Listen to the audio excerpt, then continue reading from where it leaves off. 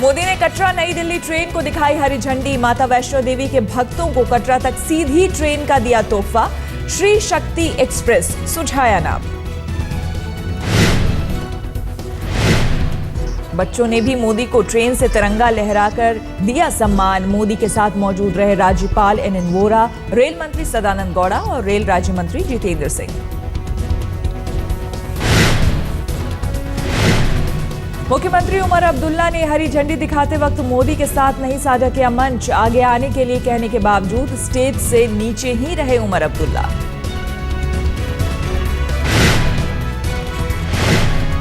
बाद में चर्चा के मंच पर मोदी के बगल में बैठे सीएम उमर अब्दुल्ला जम्मू कश्मीर में रेल नेटवर्क के लिए की पूर्व पीएम अटल बिहारी वाजपेयी की तारीफ।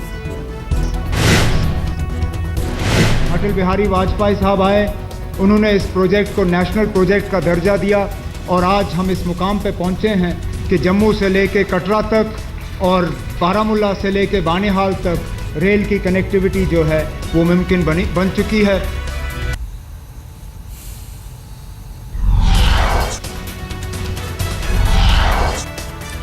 उमर ने जम्मू से कटरा के विकास में पिछड़ने की जताई चिंता। मोदी ने दिया जवाब, कहा विकास समग्र होगा, कटरा आने वाला जम्मू जाने की रखेगा इच्छा। जब विकास होता है तो कभी कभार ऐसा लगता है कि वहां पर ये हुआ तो मेरा क्या होगा। जैसे मुख्यमंत्री जी ने जम्मू के लोगों की चिंता का जिक्र किया। मैं अनुभव से कह सकता हूं कि जम्मू के विकास को कभी कोई रुकावट नहीं आएगी। मोदी ने जताई इच्छा एयरपोर्ट से भी अच्छे बनाया जाए रेलवे स्टेशन। उमर अब्दुल्ला ने उठाया था जम्मू के खस्ताहाल स्टेशन का मुद्दा। मैं मुख्यमंत्री जी की इस बात से सहमत हूं कि हमारे रेलवे स्टेशन ऐसे पुराने क्या होने की जरूरत है। क्यों न हिंदुस्तान के ऐसे महत्वपूर्ण स्थानों के रेलवे स्टेशन एयरपोर्ट से भी बढ़िया क्यों ना हो। और मैं आपको विश्वास दिलाता हूं, सिर्फ जम्मू वासियों को नहीं, मैं देशवासियों को विश्वास दिलाता हूं।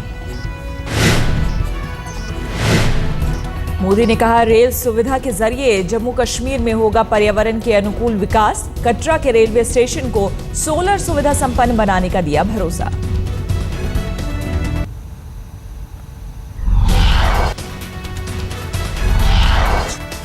जल्द ही कश्मीर भी जुड़ेगा देश के रेलवे नेटवर्क से। कटरा से बानीहाल ट्रैक तैयार करने पर तेजी से चल रहा है काम।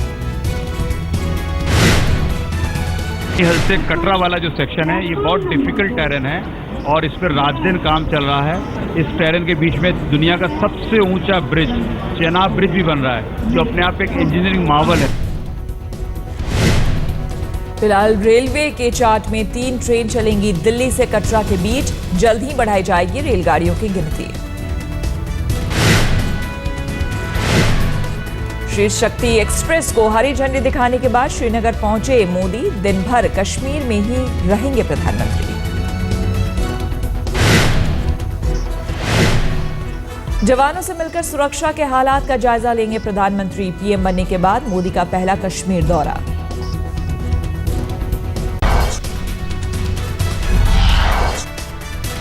भारतीय सीमा के पास दिखाई दिया मोस्ट वांटेड आतंकी हाफिज सईद। गुजरात के कच्छ बॉर्डर के पास देखा गया सईद। कच्छ बॉर्डर के पास पाकिस्तान के अकालग्रस्त इलाके में लोगों से मिल रहा था हाफिज। लोगों को तोहफे और पैसे देने की तस्वीरें।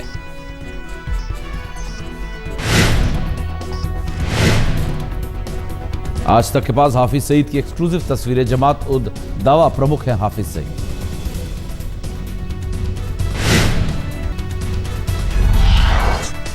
शिवसेना बीजेपी गठबंधन में विधानसभा चुनाव से पहले पड़ी दरार। बीजेपी कर रही है इस बार ज्यादा सीटों की मांग।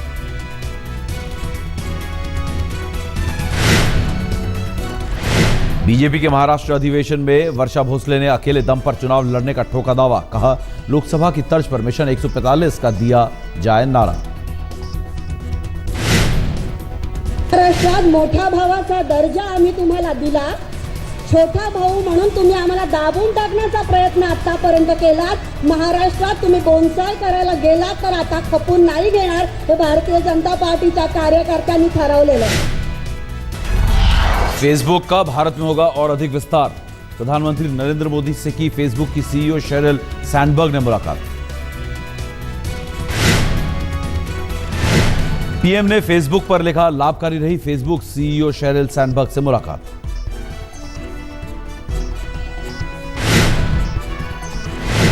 सूचना और प्रसारण मंत्री रविशंकर प्रसाद से भी मिले फेसबुक अधिकारी, भारत में विस्तार की योजनाओं पर की बात।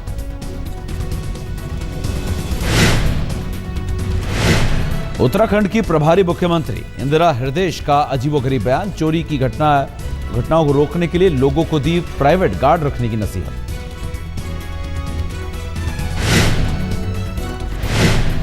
इंदिरा हृदयेश की हिदायत, दिल्ली एसएससी के देहरादून वाले सुरक्षा पाने के लिए खर्च करें पैसे।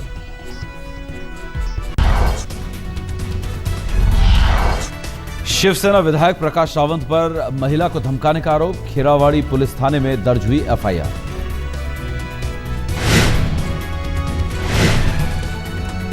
महिला का आरोप, विधायक ने सरेआम कपड़े उतारकर मारने की दी है धमकी, बांद्रा हाउसिंग सोसाइटी के पुनर्विकास को लेकर था विवाद। एमएलए है प्रकाश बाला सावंत जी, शिवसेना के एमएलए हैं, जिन्होंने 30 जून को मेरे साथ कुछ इस तरह घटना घटी कि एक औरत के लिए वो सब बोलना बड़ी दिक्कत की बात है। यमुना एक्सप्रेसवे के निर्माण को लेकर सीएजी ने उठाए सवाल, बीएसपी सरकार पर लगाया पैसे के दुरुपयोग का आरोप। रिपोर्ट के मुताबिक एक्सप्रेसवे बनाने वाली कंपनी को फायदा पहुंचाया गया, सरकारी जमीन कौड़ियों के भाव निजी हाथों में देने का आरोप।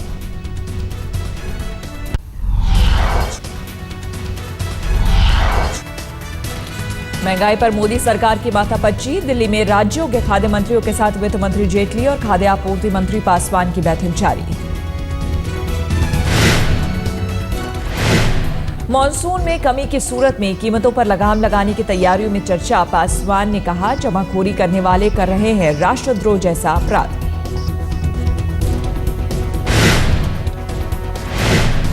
बैठक में कृषि मंत्री राधा मोहन सिंह भी मौजूद। जेटली ने कहा, जुलाई से दिसंबर के बीच कीमतें हैं बढ़ती, लेकिन चिंता इस बात की जो महंगाई हुई उनका 2 साल में हुआ है रिकॉर्ड उत्पादन।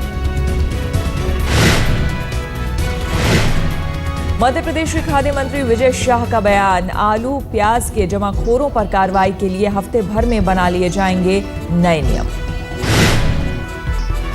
निर्देश प्राप्त हुए हैं और बहुत जल्दी अब हम स्टॉक क्लियर करेंगे कि कितना स्टॉक हम किस व्यक्ति को रखने की इजाज़त दें, चाहे किसान हो और चाहे व्यापारी हो।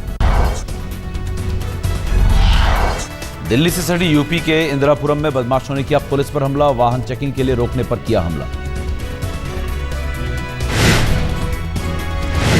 वैशाली मेट्रो स्टेशन पर हुई पुलिस और बदमाशों की मुठभेड़, एक बदमाश हुआ फरार, दूसरा गिरफ्तार।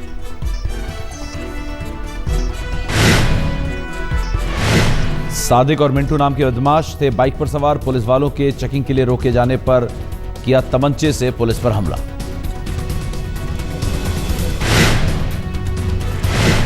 दिल्ली के सुल्तानपुर मेट्रो स्टेशन के पास कार से बरामद हुआ एक युवक का लाश, एमबीए छात्र के रूप में हुई मरने वाले की पहचान।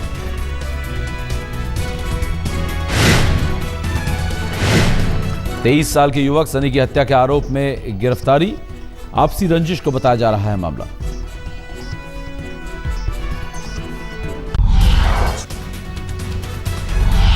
इराक में भारतीय मूल की 40 नर्सों पर संकट गहराया, आईएसआईएस के कब्जे में है केरल की नर्सें, कैदियों जैसा बर्ताव।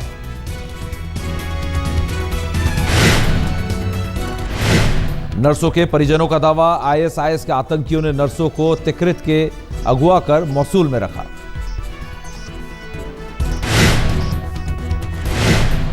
परिजनों के मुताबिक नर्सों को एक दिन में एक बार फोन पर बात करने की छूट, बहुत कम दिया जा रहा है खाना।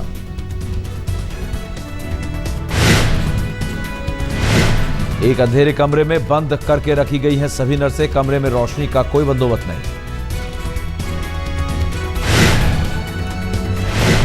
46 लोगों के बीच महज एक बाथरूम की सुविधा। नर्सों ने परिजनों से की फरियाद। नारकीय जीवन से जल्दी निकाले सरकार।